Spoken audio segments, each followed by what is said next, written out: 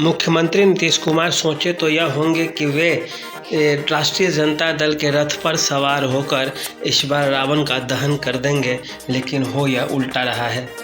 बिहार में राजनीति कुछ इस तरह से बदलती जा रही है कि आने वाले समय में नीतीश कुमार के साथ धीरे धीरे जनाधार खिसकता हुआ नजर आ रहा है और ये ऐसी स्थिति आने वाली है कि नीतीश कुमार की पार्टी को हो सकता है कि राजद और लालू की पार्टी के हाथों अपनी पार्टी को बेचना पड़ जाए। ऐसा इसलिए क्योंकि नीतीश कुमार की जो सरकार है वह धीरे धीरे एंटी इनकम्बेंसी सरकार के खिलाफ जो आवाज़ होती है उसका सूत्रधार बनता जा रही है। लोगों के अंदर चाहे वो भ्रष्टाचार के मामले हो या बढ़ता अपराध हो या पार्टियों के अंदर से धीरे धीरे नेताओं का बिखराव हो, सभी का कारण धीरे धीरे लोग नीतीश कुमार के नेतृत्व को ही मानते जा रहे हैं। जनता दल यूनाइटेड के एक एक करके जो सदस्य हैं, चाहे वे सुनील कुमार पिंटू हो या रणवीर नंदन हो या ललन पासवान हो या कई अन्य सारे जनता दल यूनाइटेड के बड़े अधिकारी हो जिन्होंने पार्टी छोड़ा है, सबने एक एक करके केवल 2 आदमी पे ही आरोप लगाया है और वे 2 आदमी हैं नीतीश कुमार और ललन सिंह। और नीतीश कुमार और ललन सिंह ही 2 आदमी होंगे जो पार्टी के टूट का कारण बनेंगे और इनके ही नीतियों के कारण पार्टी धीरे धीरे टूटती जा रही। तो इसके लिए जो भाजपा है वह इस टूट पर नज़र बनाए हुए है और इससे जो असंतोष पैदा हो रहा है उसको अपने हित में साधने की कोशिश कर रही है। आप सबसे पहले गौर करें तो नीतीश कुमार की पार्टी से जितने भी नेता भाग रहे हैं, जितने भी टूट रहे हैं, वे किसी न किसी रूप में भाजपा या लोजपा का ही दामन थाम रहे हैं।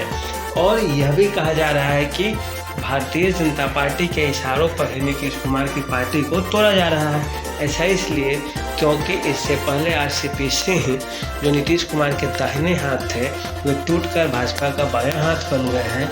वे भी केवल 1 या 2 लोगों से ही परेशान थे, ललन सिंह और नीतीश कुमार से।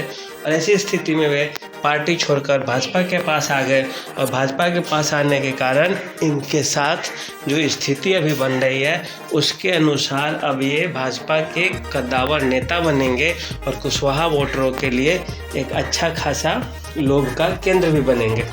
तो अब ऐसे में देखिए भाजपा 3-4 तरफ से जाल बिछा रही है। पहला जो दलित वोट है, जो दलित वर्ग का युवा वोट है, उसका चिराग पासवान से ज़्यादा लगाव रहता है। तो दलित वोट को साधने के लिए चिराग पासवान हो गए, ललन पासवान। भाजपा का पासवान वोटरों पे और पासी वोटरों पे 2 जाति पे सबसे ज़्यादा ध्यान है क्योंकि ये 7% के आसपास हो जाते हैं बिहार में। उनका अच्छा खासा पकड़ भी है और प्रभाव भी है। दूसरी बात रही तो जो वैश्य समाज का वोट है, बनिया वर्ग का जो वोट है, वह भाजपा के खाते में पहले से ही आती है। यह बात भाजपा भी जानती है, वो तो भाजपा का अपना कैडर वोट है। दूसरी बात रही अब सवर्णों की वोट बैंक, तो यह आरएसएस विचारधारा को लेकर जो सवर्ण समाज है या वर्तमान में जो जातीय जनगणना से जो असंतोष उपजा है उस कारण सवर्ण समाज 100 में 90-95% भाजपा की तरफ खुद से रुझान या लगाव रखता है।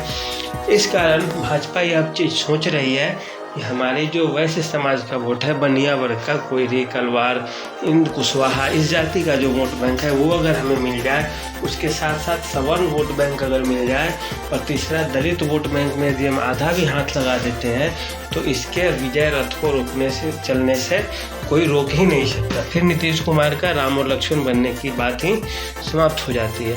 तो भाजपा इसीलिए एक तरफ से कुशवाहा और कोयरी वोट को साधने के लिए आरसीपी सिंह और सम्राट चौधरी का हाथ पकड़ी है, तो दूसरी ओर दलित वोट बैंक सिमटने के लिए, पकड़ने के लिए चिराग पासवान, ललन पासवान जैसे नेताओं का हाथ पकड़ी है। सवर्ण वोट बैंक साधने के लिए गिरिराज सिंह, विजय सिन्हा जैसे लोगों का हाथ पकड़ रही है। तो उसी तरफ ब्राह्मण और राजपूत वोटों पे भी इनका अच्छा खासा नज़र चल रहा है और यही जाल है जो नीतीश कुमार को घेरने की कोशिश करेगा। और इसी में नीतीश कुमार यदि फंस गए तो फिर नीतीश की पार्टी का ही राजनीति समाप्त हो जाएगा और बिहार में केवल 2 पार्टियां रहेगी, नीतीश और लालू यादव और भाजपा। नीतीश कुमार का पत्ता साफ हो जाएगा। तो आज के लिए इतना ही, आगे देखते रहिए, मेरे साथ बने रहिए।